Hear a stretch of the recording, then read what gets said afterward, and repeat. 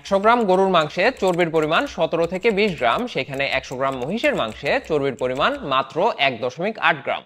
তার মানে আপনি 100 গ্রাম গরুর মাংস না খেয়ে যদি ওই পরিমাণ মহিষের মাংস খান, তাহলে আপনার চর্বি খাওয়া হয় প্রায় 10 গুণ কম। একইভাবে মহিষের মাংসে কোলেস্টেরলের পরিমাণও অনেক কম, প্রতি 100 গ্রামে 41 মিলিগ্রামের মতো, সেখানে গরুর মাংসে হচ্ছে প্রতি 100 গ্রামে 60 থেকে 90 মিলিগ্রামের মতো, অনেকটাই বেশি। অন্যদিকে আবার মহিষের মাংসে ভাইটামিন B6 এবং ভাইটামিন B12 পরিমাণ গরুর মাংসের থেকে বেশি। মহিষের মাংসে ভাইটামিন B6 হচ্ছে 0.44 মিলিগ্রাম, অন্যদিকে গরুর মাংসে হচ্ছে 0.30 মিলিগ্রাম প্রতি 100 গ্রাম মাংসে। আর ভাইটামিন B12 মহিষের মাংসে 1.28 মিলিগ্রাম, অন্যদিকে গরুর মাংসে মাত্র 1.00 মিলিগ্রাম। এছাড়া মহিষের মাংসে জিঙ্ক, আয়রন এগুলোর পরিমাণও অনেক বেশি। ইন্টারেস্টিং ব্যাপার হচ্ছে, যারা ওজন কমাতে চান তাদের জন্য গরুর মাংস থেকে মহিষের মাংস একটা বিশেষ বেনিফিট দিতে পারে, কারণ যেখানে প্রতি 100 গ্রাম গরুর মাংসে থাকে 289 কিলো ক্যালোরি, সেখানে 100 গ্রাম মহিষের মাংসে থাকে মাত্র 131 কিলো ক্যালোরি, তার মানে অর্ধেকেরও কম। তার মানে হচ্ছে আপনি যদি ওজন কমাতে চান, ধরেন আপনি ডায়েটে আছেন, আপনি নিজেকে 100 গ্রাম গরুর মাংস এলাও করেন, সেই ক্ষেত্রে মহিষের মাংস খেলে আপনি 200 গ্রাম খেতে পারবেন। আরেকটা ব্যাপার হচ্ছে, মহিষের মাংসে প্রোটিনের পরিমাণও গরুর মাংসের তুলনায় বেশি থাকে। সবথেকে ইম্পর্টেন্ট ব্যাপার, মহিষের মাংসে স্যাচুরেটেড ফ্যাটি অ্যাসিড গরুর মাংস থেকে কম। এই স্যাচুরেটেড ফ্যাটি অ্যাসিড রক্তে খারাপ কোলেস্টেরলের পরিমাণ বাড়িয়ে দিতে পারে এবং সেইটা গিয়ে পরবর্তীতে হার্টের রোগ তৈরি করে। এইটা সম্পর্কে আমি আগে বলেছি, সংক্ষেপে বলি। এই খারাপ কোলেস্টেরল মানে হচ্ছে লো ডেনসিটি লিপোপ্রোটিন, যারা এদের ডেনসিটি খুব কম হয়। ডেনসিটি কম থাকার কারণে রক্তনালিকার গায়ে এলডিএল লেগে যেতে পারে, একটার পর একটা লাগতে লাগতে দেখা যেতে পারে যে ওই রাস্তাটা ন্যারো বা চিকন হয়ে গেছে, ফলে পর্যাপ্ত পরিমাণে রক্ত হার্টে পৌঁছাতে পারছে না, এই থেকে বিভিন্ন হার্টের রোগের সৃষ্টি হতে পারে। তো মহিষের মাংসে যেহেতু স্যাচুরেটেড ফ্যাটি অ্যাসিডের পরিমাণ কম থাকে, গরুর মাংসের তুলনায় মহিষের মাংস খেলে হৃদরোগের ঝুঁকি কম হওয়ার কথা। আসলেই কি তাই?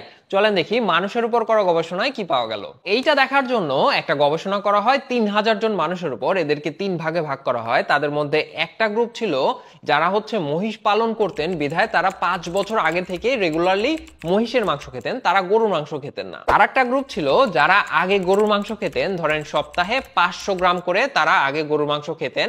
তো এই গবেষণায় যখন তারা অংশগ্রহণ করেন, তখন থেকে তারা গরুর মাংস বাদ দিয়ে মহিষের মাংস খাওয়া শুরু করলেন সপ্তাহে 600 গ্রাম। আর আরেকটা গ্রুপে যারা ছিলেন, তারা আগে কখনো মহিষের মাংস খান নাই, এই গবেষণা চলাকালীন সময়েও মহিষের মাংস খান নাই। তো এই গবেষণা ফলো আপ করা হয় 1 বছর, মানে এই যে আমি 3টা গ্রুপের কথা বললাম, এই 3 গ্রুপের মানুষদের শুরুতে একবার তাদের হার্টের অবস্থা চেক করা হয় এবং 1 বছর পরে গিয়ে আবার এই 3 গ্রুপের মানুষদের হার্টের অবস্থা চেক করা হয়। যারা কখনোই মহিষের মাংস খান না এবং এই গবেষণা চলাকালীন সময়েও মহিষের মাংস খান নাই, মানে যেটা হচ্ছে কন্ট্রোল গ্রুপ, তাদের মধ্যে কোলেস্টেরলের পরিমাণে কোনো পরিবর্তন হয় নাই। আর যারা আগে গরুর মাংস খেতেন, এই গবেষণার শুরু থেকে মহিষের মাংস খাওয়া শুরু করলেন, 1 বছরের মধ্যে তাদের কোলেস্টেরলের পরিমাণ কমে গেল সিগনিফিকেন্টলি। নাম্বারটা বলে দিচ্ছি, গবেষণার শুরুতে তাদের কোলেস্টেরল ছিল হচ্ছে 223 মিলিগ্রাম পার 100 ml, আর 1 বছর গরুর মাংসের বদলে মহিষের মাংস খাওয়ার ফলে তাদের এই কোলেস্টেরল লেভেল নেমে গিয়ে দাঁড়ায় 193.9 মিলিগ্রাম পার 100 ml। আচ্ছা, তাহলে যারা 5 বছর আগে থেকেই মহিষের মাংস খাচ্ছিলেন, তাদের কোলেস্টেরলের কি অবস্থা?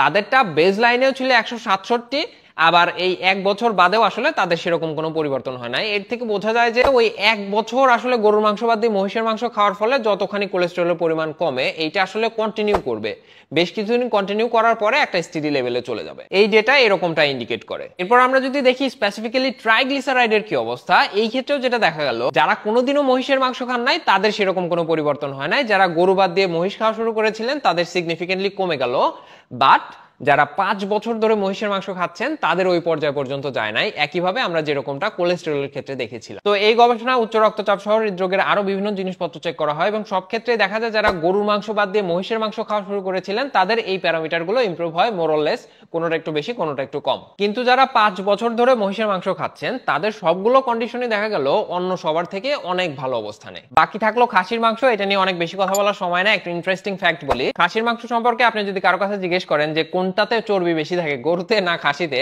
বেশিরভাগ মানুষ মনে হয় বলবো যে খাসির মাংসতে চর্বির পরিমাণ বেশি।